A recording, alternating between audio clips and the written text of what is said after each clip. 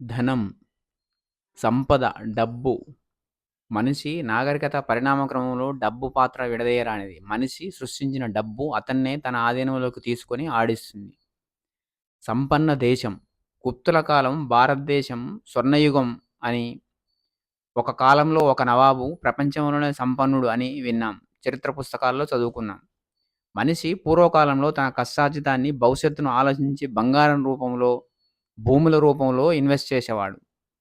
బంగారం లక్ష్మీ స్వరూపంగా భారతీయులు పూర్వం నుండి విశ్వసిస్తారు. బంగారం అనేది తక్కువ సమయంలో డబ్బుగా మార్చుకోగలిగిన పెట్టుబడి విధానం. పూర్తిగా బంగారం గురించి మనం ఒక వీడియో చేద్దాం. తర్వాత వ్యవసాయ భూమిని ఆస్తిగా పరిగణిస్తారు. ఎందుకు అంటే వ్యవసాయ భూమి పునరుత్పాదక ఆస్తి. క్రమంగా మనిషి ఆలోచన విధానం మారింది. దానికి దోహదం చేసింది పట్టణీకరణ, పారిశ్రామిక విప్లవం. జనం పెద్ద ఎత్తున పట్టణాలకు వలస రావడం, వ్యవసాయ భూమి నివాస ప్రాంతాలుగా మారింది. రియల్ ఎస్టేట్ వెంచర్స్ వెలిశాయి. ఇంటి స్థలం ఇన్వెస్ట్మెంట్ అయ్యింది. జనాభా పెరుగుతుంది కానీ భూమి పెరగదు కదా. ఇది ఒక సినిమా హీరో ఇన్వెస్ట్మెంట్ టెక్నిక్. భూమి, బంగారం ఇవి రెండు సాంప్రదాయ పెట్టుబడి విధానాలు. ఆధునిక కాలంలో టెక్ బూమ్, సాఫ్ట్వేర్ ఇండస్ట్రీ, ఇతర వస్తు ఉత్పత్తి రంగాలు ఉద్యోగం, వ్యాపార అభివృద్ధికి దోహదం చేశాయి. ఆదాయం పెరిగింది. మనిషి తన పెట్టుబడి విధానంలో మార్పు వచ్చింది.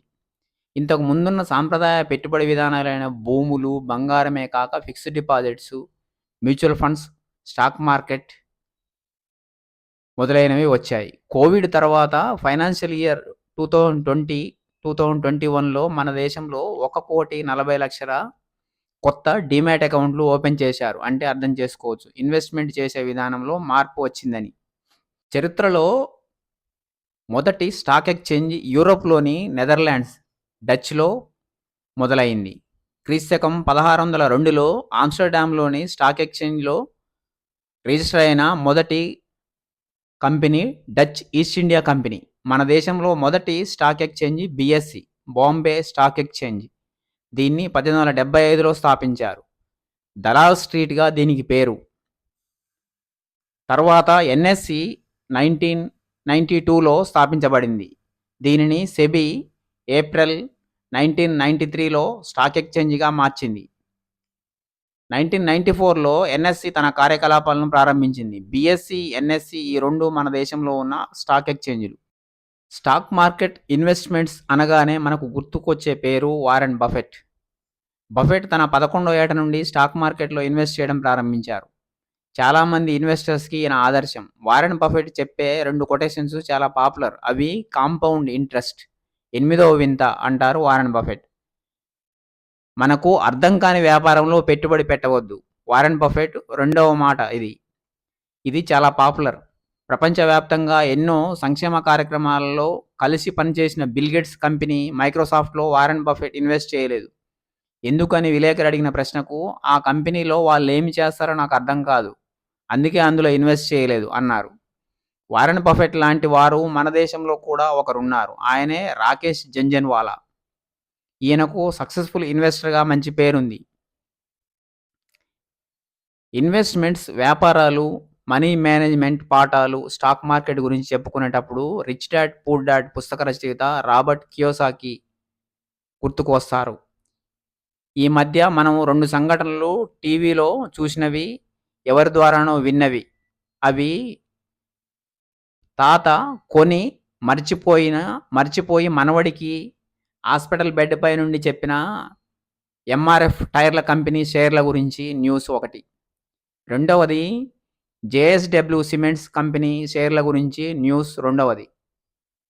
వేలల్లో ఇన్వెస్ట్ చేస్తే లక్షల్లో, లక్షల్లో ఇన్వెస్ట్ చేస్తే కోట్లలో ఎలా అయింది అనేది ఈ 2 సంఘటనలు నిరూపిస్తున్నాయి.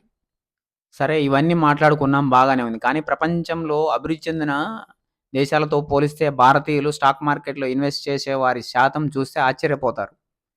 స్క్రీన్లో ఇమేజ్ చూడండి. 2-3% అంతే. అమెరికాలో 55%, చైనాలో 13%. ఇంకా మనలో చాలామందికి ఉన్న అపోహ, వామ్మో స్టాక్ మార్కెట్లో పెడితే డబ్బులు పోతాయి, నష్టాలు వస్తాయి, ఎందుకు రిస్క్, నగరం చుట్టుపక్కల ఇంటి స్థలమో చీటీ వేసుకుంటే సరిపోతుంది అని అనుకుంటారు. దేశం అభివృద్ధి చెందుతుంది. జీడీపీలో మనం 4వ స్థానానికి చేరుకున్నాం. దేశాభివృద్ధిలో మనం కూడా భాగస్వాములం కావాలి కదా! ఆలోచిద్దాం ఒకసారి. స్టాక్ మార్కెట్‌లో ఇన్వెస్ట్ చేయడానికి 3 విధాలైన మార్గాలున్నాయి. అవి మ్యూచువల్ ఫండ్స్, షేర్స్, ఈటీఎఫ్‌లు. ఈ కంటెంట్ మీకు నచ్చినట్లయితే లైక్, షేర్, కామెంట్ ఇంకా సబ్స్క్రైబ్ చేసుకోండి.